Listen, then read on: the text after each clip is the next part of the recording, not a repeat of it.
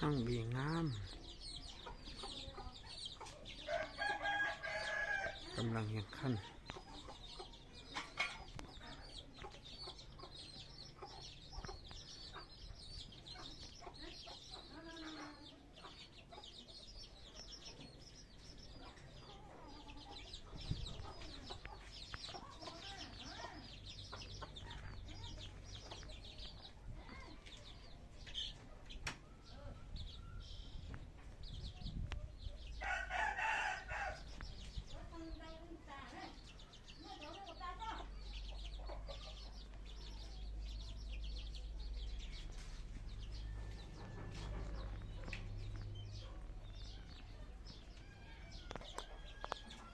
อันนี้คู่ของมันนี่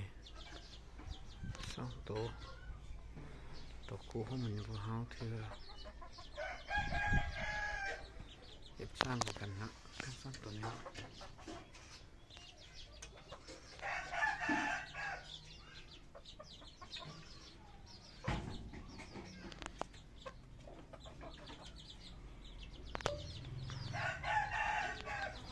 ตัวนี้ออกเรื่องเฟืองเลยตัวนี้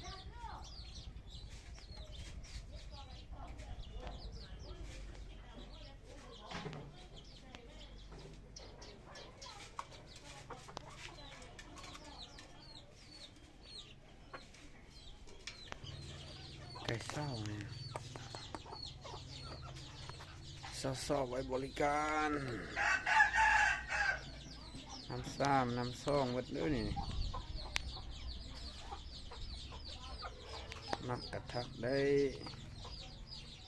ไก่อยู่ลงบางเด้อนี่